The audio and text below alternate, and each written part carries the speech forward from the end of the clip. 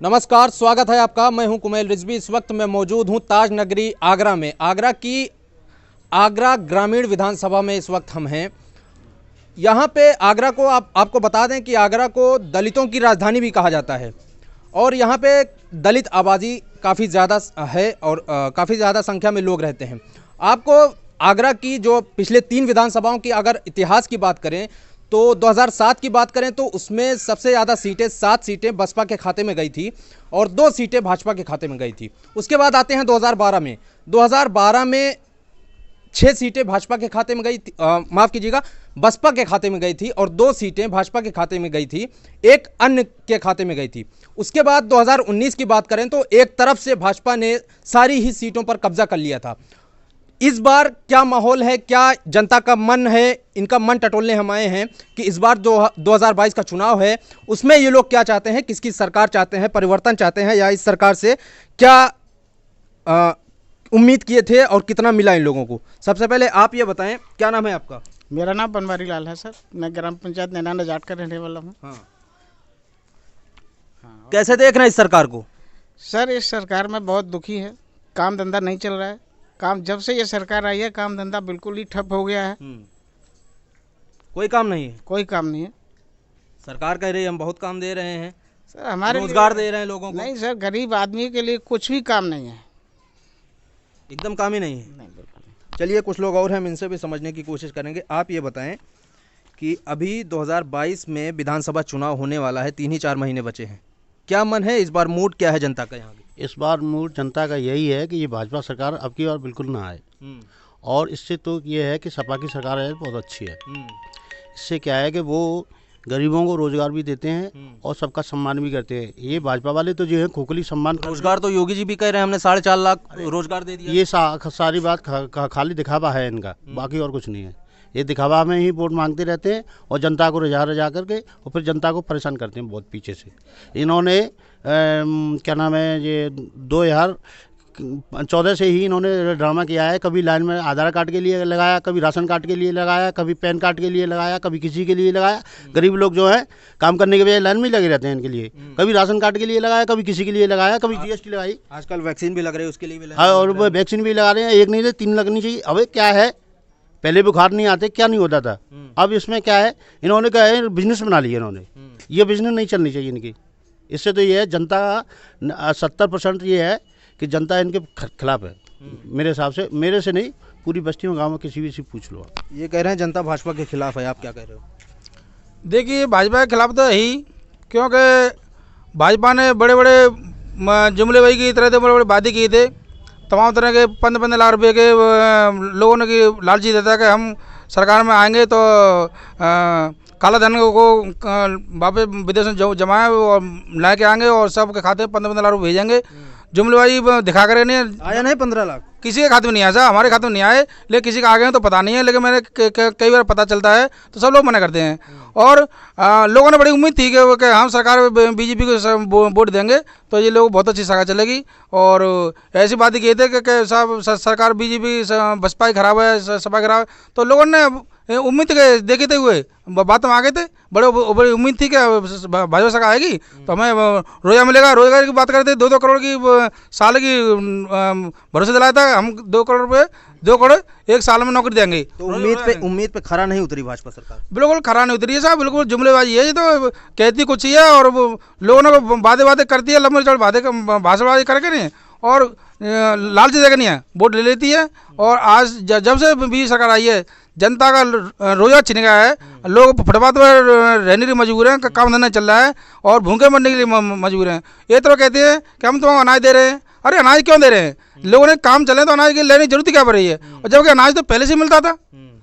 जब कांग्रेस सरकार थी जब से अनाज मिल जाए खाने के लिए तो, लेकिन उसे अपना दिखाने के लिए एक थैले में फूटी चब्बा लिया है और कहते हैं कि लोग अनाज बांट रहे हैं और गरीब आदमी का मजाक उड़ाया जाता है। फोटो खिंचवा के वीडियो वायरल किया जाता है। क्षेत्र में रोड पे बड़े बड़े होर्डिंग लगाए जाते हैं कि हम देखिए गरीब आदमी को अनाज दे रहे हैं, भूखमरे को बचा रहे हैं। मतलब गरीब आदमी की तोय नहीं कर रहे हैं, बेइज्जती कर रहे हैं।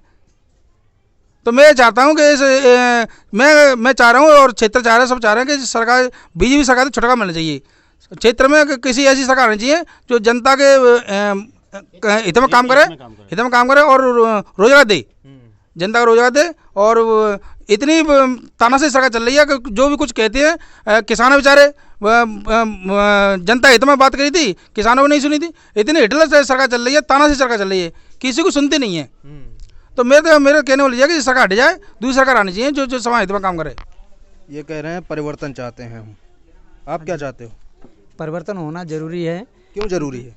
क्योंकि इस बीजेपी ने दिया है हमको केवल महंगाई हमको पेट्रोल, जो कांग्रेसी सरकार थी 64 रुपये पेट्रोल बिकी थी, अब 114 तक खरीदी गई है।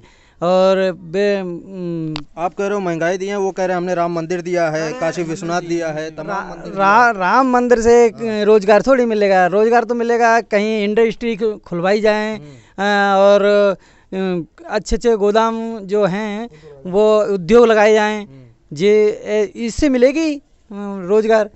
वो थोड़ी है कि मंदिर में जाकर के, मंदिर में तो चढ़ावा देंगे तो रखेंगे हैं। भिखारियों को चढ़ावा दिया जाता है, ये होता है। आपको दी है क्या? महंगाई के सिवा कुछ नहीं मिला इस सरकार में।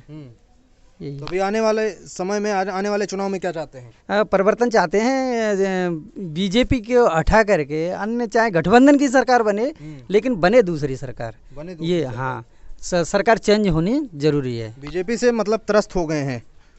आपको ये नहीं मालूम बीजेपी से त्रस्त हो गए हैं? अभी लखीमपुर की खीरी कांड आपने देखा नहीं? आप लोग जाते हो कि बाप मंत्री और बेटा मर्डर कर रहा है, 5-5 किसानों को एक साथ मार रहा है। ये कहाँ की अन्याय है, कहाँ की राजनीति है? मोदी सरकार में ये देखो कि मोदी सरकार में बाप मंत्री है और बेटा मर्डर कर रहा है। कानून कहाँ गई संविधान की कसम? जिस दिन मंत्री बने होंगे उस दिन संविधान की कसम नहीं खाई होगी कि मैं मतलब न्याय की प्रक्रिया करूंगा, न्याय के प्रति रहूंगा। अब न्याय कहाँ गया? इनको इस्तीफा क्यों नहीं दिया? मोदी जी उनको साथ लेके घूम रहे हैं। क्यों मोदी जी साथ लेके? इसलिए तो हम परिवर्तन चाह रहे हैं, इसलिए तो हम गुंडों की सरकार को हटाना चाह रहे हैं। हमें ये गुंडों की सरकार कतई नहीं चाहिए। इन्होंने पूरे देश को भिखारी बना दिया। जहाज इसने बेच दिए, LIC इसने बेच दी, ट्रेन इसने बेच दी, इसके पास रखा क्या? ये कहते हैं कि हमने ये बचा लिया। जो मतलब 70 साल से कांग्रेस ने सींचा था भारतवर्ष, और इसने थोड़े से दिनों में बेच दिया। इसने हिंदुस्तान की इतना बेड़ा कर किया है जिसका कोई जवाब नहीं। आपको ये नहीं मालूम? हम 101% ये चाहते हैं परिवर्तन। किसी भी तरीके से बीजेपी से छुटकारा मिलना चाहिए। ये गुंडों की पार्टी है, आपको नहीं मालूम? RSS और बजरंग दल, ये नहीं मालूम आपको? ये कैसे आदमी है? क्या दलितों के साथ इन्होंने क्या किया है? दलितों के साथ हमेशा मजाक के अलावा कुछ नहीं किया इन्होंने। आप नहीं मालूम है कि दलितों के साथ 5 किलो राशन दे रहे हैं, ये दे रहे हैं। पेट्रोल 64 रुपये लीटर थी जब मोदी जी कहते, बिहार के मुख्यमंत्री, वो उसके गुजरात के मुख्यमंत्री थे। अरे केंद्र सरकार क्या कर रही है? आज सरकार क्या कर रही है? 64 रुपये से 114 रुपये लीटर हो गई। जब डीजल और पेट्रोल की महंगाइयाँ बढ़ेंगी तो ये आम जनता पे बोझ नहीं आएगा? इसको हम तो किसी भी तरीके से हम इसको चाहते ही नहीं है। अभी तो कुछ कम किया था इन्होंने पेट्रोल डीजल पे। ये लॉलीपॉप देना है एकदम बढ़ा के और फिर कम कर दो। ये क्या कम करना हो गया? इन्होंने जो PM फंड में पैसा मंगाया, आज तक किसी को ब्यौरा दिया? ये पैसा कहाँ गया आज तक आपको नहीं मालूम? आज तक इन्होंने ब्यौरा तो नहीं दिया PM फंड का, इतना पैसा कहाँ गया, कितना पैसा 21,000 करोड़ विश्व बैंक से पैसा आ गया। ये पैसे का क्या कर रहे हैं हमें तो मालूम नहीं। रेल बेच दी, आज तक किसी को ब्यौरा दिया? जो विपक्ष बोलता है, कभी इसको पप्पू कह देते हैं, कभी इसको लल्लू कह देते हैं। मैं इनके अंदर, इनके नेताओं में, इनके मंत्रियों में बोलने की तमीज नहीं है। ये क्या बोलते, क्या नहीं करते, क्या करते हैं? अभी आपने कल का वो देखा होगा मीडिया पे, जो आशीष मिश्रा का पिता, उनके पिताजी है मीडिया वालों से बदतमीजी कर रहे थे। ये इनका कोई शिष्टाचार है? इनका कोई ये पद का दुरुपयोग कर रहे हैं या नहीं कर रहे हैं? ऐसे मंत्रियों का होना चाहिए। लेकिन लोग एक तरफ ये भी कह रहे हैं कि बेटे ने जब वो किया है, गुनाह किया है, तो बाप को क्यों सजा दी जाए? बाप को तुरंत इस्तीफा देकर निष्पक्षता से जांच उसी समय होनी चाहिए थी, तो हम मानते। मंत्री पद से इस्तीफा देते और उसी समय जांच कराते तो, और सहयोग कराते। और मंत्री होते हुए जांच कहाँ जांच साफ हो जाएगी? जांच तो हो गई ना, अब SIT में क्लियर हो गया। क्लियर हो गई, लेकिन जब फिर भी ये बीजेपी इसको क्यों अपने उसमें कांख में लगाएं? बीजेपी को ये मंत्री पद से इस्तीफा उठाना चाहिए इसको।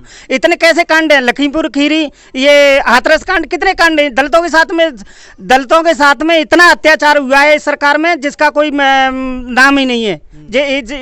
अभी आपने देखे होंगे चुनावों में महिलाओं के कपड़े उतारे जा रहे हैं, महिलाओं की साड़ी फाड़ी जा रही है। ये गुंडागर्दी नहीं है तो क्या है? राम के भक्त, कभी राम ने गुंडागर्दी की थी क्या? राम के भक्त बनते हैं और गुंडागर्दी करते हैं कि मुँह में राम बगल में छुरी।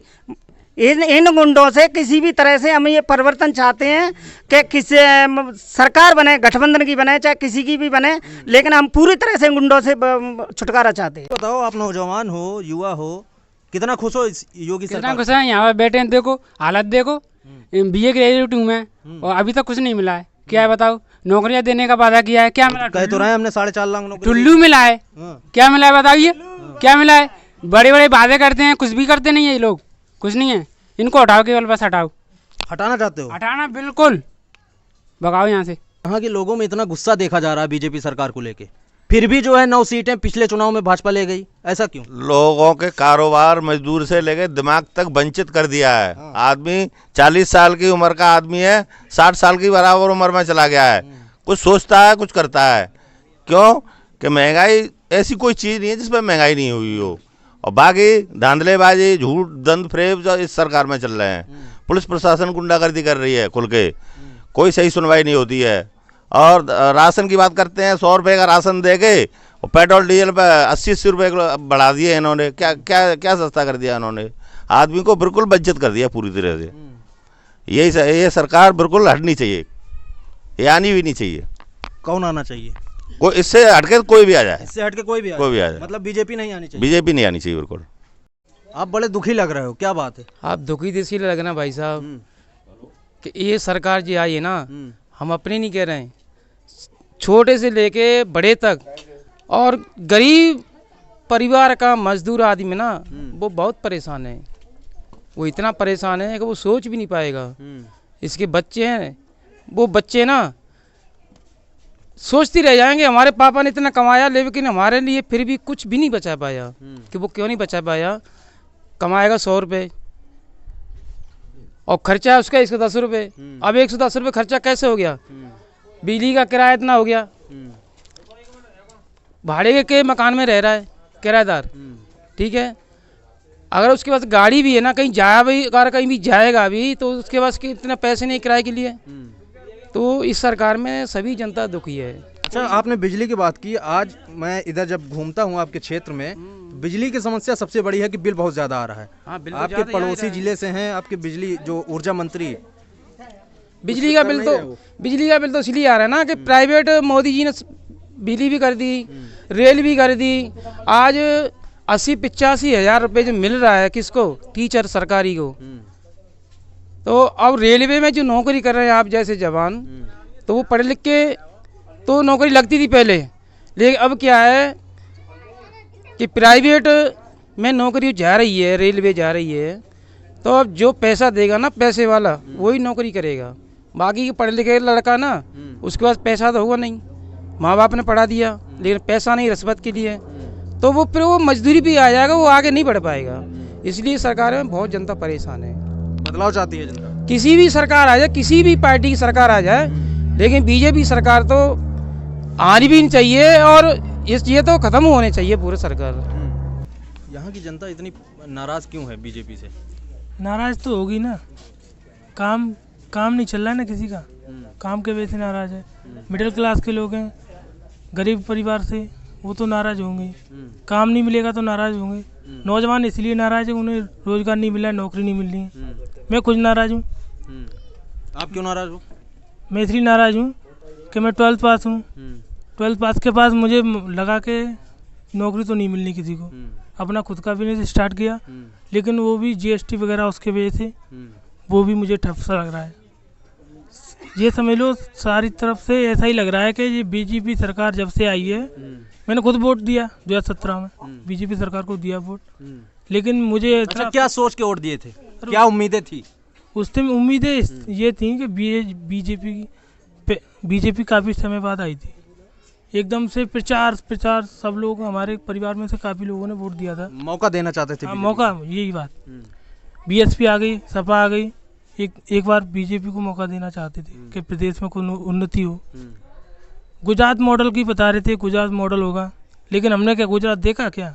नहीं देखा, वो तो टीवी पे ऐड कर रहे थे गुजरात में ये चल रहा है वो चल रहा है, तो हम भी बेकाबी में आ गए। तो ऐड में तो सब कुछ अच्छा अच्छा चलता है। हाँ तो वो तो चल रहा है, इसी वजह से हो गया ना, बेड़ा गर्क कर दिया प्रदेश का पूरा। हमारा तो हो ही गया, कोई दिक्कत नहीं है। लेकिन आगे 2022 में हमने ठाना है कि योगी जी जहाँ से आए ना उत्तराखंड से, वहीं भेजना है।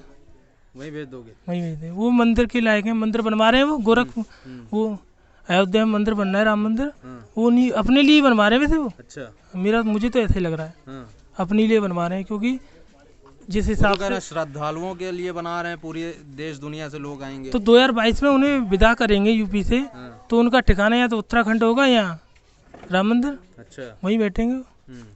राम मंदिर से खुश नहीं हो बना है? राम मंदिर से हमें क्या होगा, हमें क्या फायदा है बताइए। तो संतों का मंदिर है भाई साहब। संतों का, ये बाबा का मंदिर है, जो कुर्सी पे अपने पे भगवा रंग डाल के बैठते हैं, उनके लिए है। किसी बेचारे शहीद के घर जाते हैं, वहाँ भी स्थिति ये नहीं देखते क्या करना है। अभी गए थे जी हमारे आगरा में, उनका नाम मुझे ध्यान नहीं किसके पास गए थे, अभी ये हॉलीवुड उसमें ग्रुप शहीद हुए थे बेचारे, उनके घर पे भी गए थे, स्पेशल कुर्सी थी उनकी भगवा रंग की। अच्छा, स्थिति वो नहीं देखते हैं क्या सिचुएशन है उस टाइम, लेकिन उन्हें वो चाहिए, भगवा रंग चाहिए। तो मैं ये कह रहा हूँ 2022 में मैं खुद लोगों से अपील करूँगा, क्योंकि मेरा वोट खराब हुआ है 2017 में। मैं लोगों से अपील करूँगा कि 2022 में इन्हें उत्तराखंड या राम मंदिर में भेजने का। खराब कैसे हो गया आपका वोट? आपने जिसको वोट दिया उसकी सरकार बन गई। तो खराब तो इसलिए हो गया ना, लोग तो मुझे ताने देते हैं। काफ़ी लोगों से बोला मैंने भाई वोट करो उन्हें, मैं काफ़ी लोगों से बोला मैं वोट करूँ उन्हें, इसलिए खराब हो गया ना। लेकिन जनता परेशान है तो वोट खराब हो गया ना। जनता परेशान है, जब जनता परेशान है, हमने ही वोट दिया बीजेपी को, लेकिन बीजेपी वोट देने के बाद में जनता सुख शांति से नहीं रह पाती है, तो वो समझो वोट खराब ही हो गया। और सुनिए, अभी ये जीएसटी जो लगा है व्यापारी वर्ग के लिए, तो सरकार ने तो अपना फायदा कर लिया।